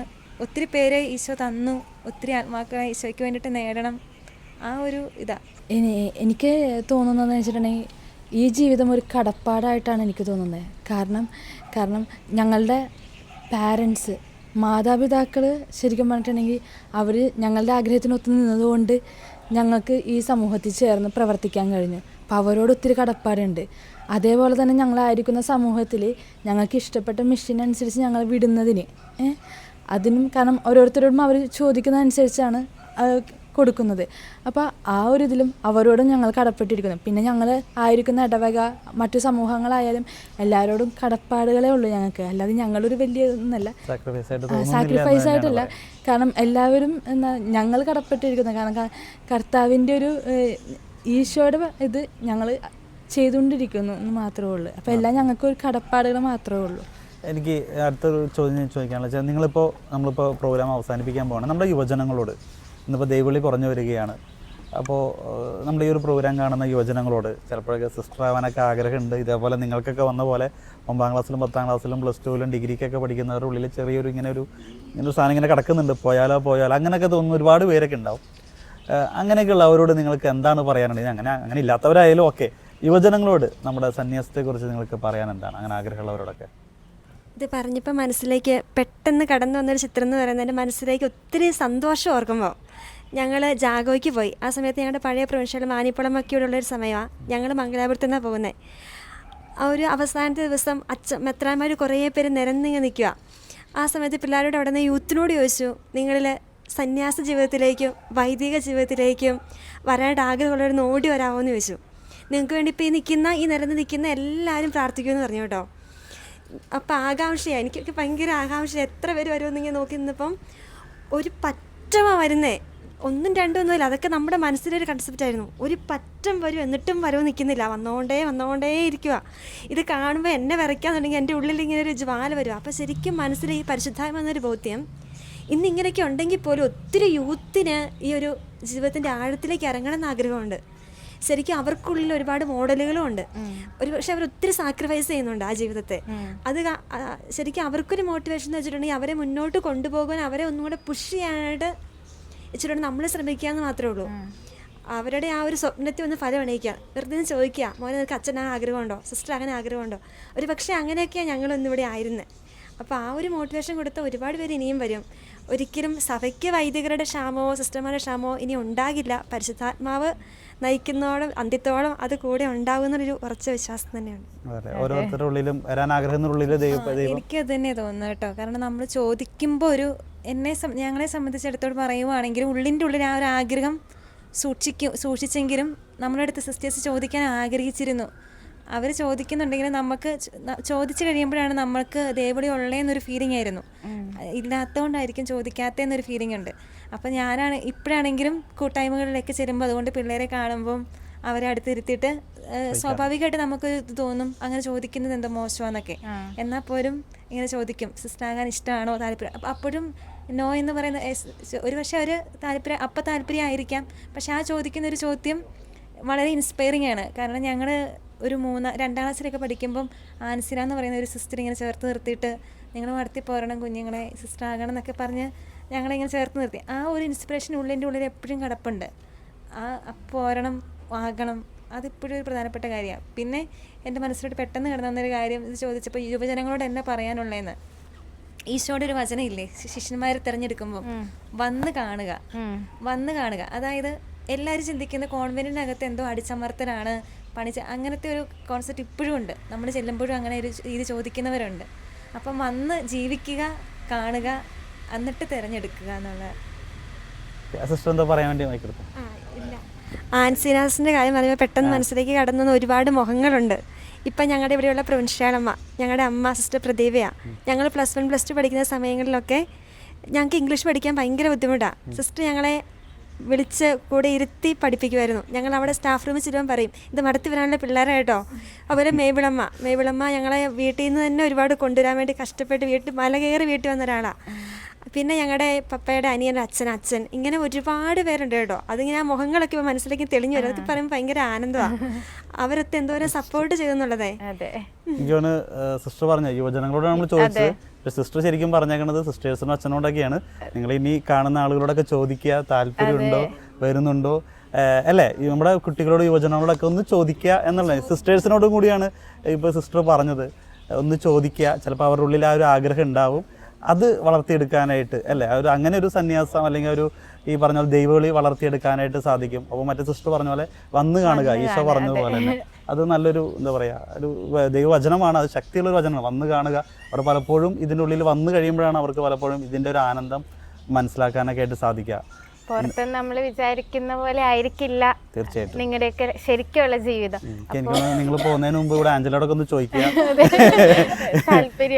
താല്പര്യമുണ്ടോ എന്ന് ചോദിക്കാം. ഇനി ഏത് കോൺഗ്രിഗേഷൻ വേണം, ഇൻസ്പയർഡ് ആവും. ചിലപ്പോൾ ഒരു വിളിക്ക് വേണ്ടി കാത്തിരിക്കുകയാണെങ്കിൽ ഏത് കോൺഗ്രിഗേഷൻ സെലക്ട് ചെയ്യണം എന്നായിരിക്കും ഇനിയിപ്പം. എന്തായാലും നമുക്ക് ഈ ഒരു പ്രോഗ്രാമിൻ്റെ അവസാനത്തിലേക്ക് വരാണ്. ജസ്റ്റ് വളരെ ചുരുക്കത്തിൽ നിങ്ങളുടെ ഒരു കോൺഗ്രിഗേഷൻ്റെ കാര്യസം എന്താണ്, നിങ്ങളുടെ ഒരു പ്രവർത്തന മേഖല വളരെ ചുരുക്കത്തിൽ ഒന്ന് ഷെയർ ചെയ്യാമല്ലേ? ഞങ്ങളുടെ കോൺഗ്രിഗേഷന് SD സന്യാസ സമൂഹം അഗതികളുടെ സഹോദരിമാരുടെ സന്യാസിനി സമൂഹം എന്നാണ് അറിയപ്പെടുന്നത്. ചുണങ്ങംവേലിയിലായിരുന്നു ഇതിൻ്റെ മാതൃഭവനം, അതിൻ്റെ ഒറിജിനെല്ലാം. 1927 അതിൻ്റെ ആരംഭം. ധന്യൻ വർഗീസ് പൈപ്പിള്ളിയച്ചനാണ് സഭാസ്ഥാപകൻ. പിന്നെ ആദ്യകാല സഹോദരിമാരെന്ന് പറയുന്ന 4 സഹോദരിമാരുണ്ട് കോ ഫൗണ്ടേഴ്സായിട്ട്. ഇന്ന് ഇവിടം വരെ എത്തുമ്പം അടുത്ത 27 എത്തുമ്പോഴത്തേ സെൻറ്റിനറി ആവുന്നു. ഞങ്ങൾ 1800 അടുത്ത സിസ്റ്റേഴ്സ് നിയർ എത്തിക്കൊണ്ടിരിക്കുന്നു. അപ്പം ഞങ്ങളുടെ മെയിൻ ക്യാരിസം എന്ന് പറയുന്നത് അഗതി സേവനം തന്നെയാണ്. എങ്കിലും അതിനോട് കൂട്ടിച്ചേർത്ത് മറ്റെല്ലാ ശുശ്രൂഷകളും കണക്ട് ചെയ്ത് ഡോക്ടേഴ്സും നഴ്സുമാരും വക്കീലുമാരും ഇപ്പം എല്ലാ ഫീൽഡിലേക്കും മറ്റ് കോൺഗ്രിഗേഷൻ എന്ന പോലെ തന്നെ എല്ലാ ഫീൽഡിലേക്കും ഈശോ എത്തിക്കാനായിട്ട് ശ്രദ്ധിക്കുന്നു. മിഷൻ രാജ്യങ്ങൾ 11 രാജ്യങ്ങളിൽ ഇപ്പം ഓൾറെഡി ഉണ്ട്. എല്ലായിടത്തും ഇത് തന്നെയാണ് ഞങ്ങളുടെ മെയിൻ ആയിട്ടുള്ള. എനിക്ക് തോന്നുന്നു സോഷ്യൽ മേഖലയിലായാലും സാമൂഹിക മേഖലയിലും ഒരുപാട് ഇടപെടുന്നുണ്ട് പല വിഷയങ്ങളിലായാലും. SD സിസ്റ്റേഴ്സിൻ്റെ ഒക്കെ വീഡിയോസൊക്കെ ഞങ്ങൾ പലപ്പോഴും ഷെയർ ചെയ്യാറുണ്ട്. അഡ്വക്കേറ്റ് ജോസി SD ഈ കഴിഞ്ഞ വർഷത്തെ ഈ ഒരു സന്യാസ സമൂഹത്തിൻ്റെ ഒരു പ്രോഗ്രാമിൽ ഞങ്ങളോടൊപ്പം ഉണ്ടായിരുന്നു. സിസ്റ്ററിൻ്റെ തീപാറുന്ന വാക്കുകളൊക്കെ സാമൂഹിക സോഷ്യൽ മീഡിയയിലൊക്കെ ഒരുപാട് വൈറലാണ് അല്ലേ? Okay sister. ഞങ്ങളുടെ സഭയുടെ പേര് Carmelite sisters of saint Teresa, CSST എന്നറിയപ്പെടുന്നു. എറണാകുളത്താണ് സഭ സ്ഥാപിതമായത്. 1887 സഭ സ്ഥാപിതമായത്. മെയിനായിട്ട് ഞങ്ങൾ ചെയ്യുന്നത് എഡ്യൂക്കേഷൻ മിനിസ്ട്രിയാണ്. സെൻറ്റ് ട്രീസസ് കോളേജ് അങ്ങനെയുള്ള ഇതൊക്കെയാണ്. എഡ്യൂക്കേഷൻ, അതേപോലെ തന്നെ അഗതി മന്ദിരം, അനാഥാലയങ്ങൾ, പിന്നെ സോഷ്യൽ അപ്പോസ്റ്റുലേറ്റ് ഏരിയ വേറെ ഉണ്ട്. പിന്നെ 5 പ്രൊവിൻസുകളാണ് ഇപ്പോൾ കോൺഗ്രിഗേഷൻ ഉള്ളത്. മെയിൻ ആസ്ഥാനമായിട്ടുള്ളത് ബാംഗ്ലൂരാണ്. ജനറേറ്റ് സ്ഥിതി ചെയ്യുന്നത് ബാംഗ്ലൂരാണ്. പിന്നെ അതേപോലെ തന്നെ ഗൾഫ് രാജ്യങ്ങൾ, ആഫ്രിക്ക, മിഷൻ അങ്ങനെയുള്ളതും അമേരിക്ക അങ്ങനെയായിട്ട് ഓൾ സ്പ്രെഡായിട്ട് കിടക്കുന്നു. സെന്റ് തെരേസാസ് കോളേജ് നിങ്ങളുടെയാണ്? സെന്റ് തെരേസാസ് കോളേജാണ് എറണാകുളം. സെന്റ് തെരേസ ഒരുപാട് പേര് അല്ലേ, ഗേൾസിന് വേണ്ടിയുള്ള പെൺകുട്ടികൾക്ക് വേണ്ടി ആദ്യമായിട്ട് സ്ഥാപിതമായതാണ് കോളേജാണ്. ഇപ്പോൾ കോളേജിൻ്റെ 100ാമത്തെ സെന്റിനറി ഇയറാണിത്. വിശുദ്ധ ചാവറപിതാവാണ് ഞങ്ങളുടെ സന്യാസിനി സമൂഹത്തിൻ്റെ സ്ഥാപകൻ. മച്ചിയായ കേരള സഭയ്ക്ക് വിശുദ്ധരില്ല എന്നുള്ള ഒരു വലിയ ദുഃഖഭാരത്തോടെ ഒരുപാട് വിശുദ്ധരെ വാർത്തെടുക്കുവാൻ വേണ്ടി 1866 ഫെബ്രുവരി 13 പിതാവ് സ്ഥാപിച്ചത്. ഇന്നിപ്പം ഒരുപാട് സ്ഥലങ്ങളിൽ, ഒരുപാട് രാജ്യങ്ങളിൽ, ഭൂഖണ്ഡങ്ങളിലൊക്കെ സിസ്റ്റേഴ്സ് ശുശ്രൂഷ ചെയ്യുന്നുണ്ട്. 16,000-ഓളം സിസ്റ്റേഴ്സ് CMC സിസ്റ്റേഴ്സ് വർക്ക് ചെയ്യുന്നുണ്ട്. പിന്നെ ഞങ്ങളുടെ മെയിൻ കാര്യം എന്ന് പറയുന്നത് പ്രണിധാന പ്രവർത്തന സമന്വയത്തിലൂടെ ആത്മവിശുദ്ധിയും വിശിഷ്യ സ്ത്രീകളുടെയും കുട്ടികളുടെയും സമുദ്ധാരണമെന്നാണ്. സ്കൂളുകളാണ് ഞങ്ങൾക്ക് ഒരുപാട് കൂടുതലുള്ളത്. പിന്നെ ആതുരാലയങ്ങളുണ്ട്, സോഷ്യൽ വർക്ക്, അതുപോലെ ഇപ്പം നഴ്സിംഗ് ഫീൽഡിൽ അങ്ങനെയൊക്കെ ഒരുപാട് ഇന്നിപ്പം വരുന്നുണ്ട്. ഒരുപാട് ശുശ്രൂഷകൾ ചെയ്യാൻ കഴിയുന്നത് ഒത്തിരി സന്തോഷിക്കുന്നു. നിങ്ങളുടെ സഹോദര അവർ ഞങ്ങളുടെ സഹോദരൻ. ധന്യൻ കദലിക്കാട്ടിൽ മത്തായച്ചന സ്ഥാപിതമായ സന്യാസിനി സമൂഹമാണ് ഞങ്ങളുടേത്. തിരുഹൃദയ സന്യാസിനി സമൂഹം, അത് SH കോൺഗ്രിഗേഷൻ എന്ന് ഞങ്ങൾ അറിയപ്പെടും. ഞങ്ങൾ 1911 ജനുവരി 1-ാം തീയതിയാണ് ഞങ്ങളുടെ ഇത് തുടങ്ങിയത്. 4000-ഓളം സിസ്റ്റേഴ്സ് ഉണ്ട്. പിന്നെ ഞങ്ങൾ പ്രത്യേകമായിട്ട് ഞങ്ങൾ സ്കൂളുകളുണ്ട്, ആതുര ശുശ്രൂഷ രംഗത്ത് പ്രവർത്തിക്കുന്നു. പ്രത്യേകമായിട്ട് ജർമ്മനി, ആഫ്രിക്ക, അമേരിക്ക സ്ഥലങ്ങളിൽ സിസ്റ്റേഴ്സ് വർക്ക് ചെയ്യുന്നുണ്ട്. പിന്നെ Muthalakode Holy Family Hospital, Painkulam Hospital, അതൊക്കെ ഞങ്ങളുടെയാണ്. പിന്നെ പല സ്കൂളിലും സിസ്റ്റേഴ്സ് പഠിപ്പിക്കുന്നുണ്ട്. അനാഥരും ആകുലരും ആലംബഹീനരുമായവർക്ക് ഈശോയുടെ കരുണാദസ്നേഹം പകർന്നു കൊടുക്കുക എന്നാണ് ഞങ്ങളുടെ കാര്യമായിട്ട് ഞങ്ങൾ എടുത്തേക്കുന്നത്. ഓക്കെ, അപ്പോൾ ഏഞ്ചല, നമുക്ക് നമ്മുടെ സമയം അവസാനിക്കുകയാണ്. നമ്മൾ കുറേ നേരമായി സിസ്റ്റേഴ്സിനോടൊപ്പം ഈ ഒരു സന്യാസത്തെക്കുറിച്ചൊക്കെ നമ്മൾ സംസാരിച്ചു, ഇവരെക്കുറിച്ച് ഇവരെ ഭാഗത്തു നിന്ന് കേട്ടു. എന്താണ് പറയാനുള്ളത് നമ്മൾ അവസാനിപ്പിക്കുമ്പോൾ? ദൈവവിളി ഇത്ര ചലഞ്ചിങ് ആണ്, പക്ഷെ എന്നാലും അതിനെ എത്രമാത്രം ബ്യൂട്ടിഫുൾ ആയിട്ടാണ് ഇവർ ജീവിക്കുന്നതെന്ന് ഇവരോട് കുറച്ച് നേരമുള്ള സംസാരിച്ചപ്പോൾ നമുക്ക് മനസ്സിലായി. ഇവരുടെ ലൈഫ് അത്രമാത്രം ബ്യൂട്ടിഫുൾ ആണ്, ഇവരെത്രമാത്രം എൻജോയ് ചെയ്യുന്നുണ്ടെന്നൊക്കെ നമുക്ക് മനസ്സിലായി. ഇവരുടെ ആ ഒരു സർവീസും ഇവരുടെ ലൈഫൊക്കെ കൂടുതൽ അടുത്തറിയാൻ സാധിച്ചതിൽ ഒത്തിരി സന്തോഷമുണ്ട്. അതോടൊപ്പം തന്നെ എനിക്ക് തോന്നുന്നു ഇന്ന് സന്യസ്ത ദിനമാണ്. ആഗോളസഭ സന്യസ്തരെ ഓർക്കുന്ന ദിവസം, അവർക്ക് വേണ്ടി നന്ദി പറഞ്ഞ് പ്രാർത്ഥിക്കുന്ന ദിവസം തന്നെ നിങ്ങൾ ഞങ്ങളോടൊപ്പം ആയിരുന്നു. അതും അതിനകത്തൊരു സ്പെഷ്യലാണ്. സന്യസ്തരിൽ ഒരു സ്പെഷ്യലാണ്. ഇരട്ടകളായിട്ടുള്ളവർ രണ്ടുപേരും ഒരുമിച്ച് വരുന്നു. അതും ഒരു കുടുംബത്തിൽ നിന്ന് ഒരേപോലെ ജീവിച്ചവർ ഒരുമിച്ച് സന്യസ്തരായിട്ട് നിൽക്കുന്നു. നിങ്ങൾ നിങ്ങളുടെ സേവനം ചെയ്യുന്നു. അപ്പോൾ അത് ഞങ്ങളെ കാണാൻ പറ്റി, നിങ്ങൾ സംസാരിക്കാൻ പറ്റി, നിങ്ങളുടെ വിശേഷങ്ങൾ ഒക്കെ അറിയാൻ പറ്റിയത് വളരെയധികം ഞങ്ങൾക്ക് സന്തോഷമുണ്ട്. ഒപ്പം ഞങ്ങളെപ്പോലെ തന്നെ പ്രേക്ഷകരും ഒരുപാട് സന്തോഷിക്കുന്നുണ്ട്. എന്തായാലും ഈ സന്യാസം ഇരട്ടി മധുരം എന്ന ഈ ഒരു പ്രോഗ്രാം നമുക്കിവിടെ അവസാനിപ്പിക്കാം. ഇത്ര നേരം ഞങ്ങളോടൊപ്പം ഞങ്ങൾ സമയം ചെലവഴിച്ചു. നിങ്ങളുടെ സമയവും എല്ലാം നിങ്ങളുടെ ജോലി മേഖലയിലൊക്കെ നിങ്ങൾ ലീവൊക്കെ എടുത്തിട്ടാണ് ഇന്നിവിടെ ഞങ്ങളോടൊപ്പം ആയിരുന്നത്. എന്തായാലും നിങ്ങൾക്ക് എല്ലാവർക്കും ഒരുപാട് നന്ദി.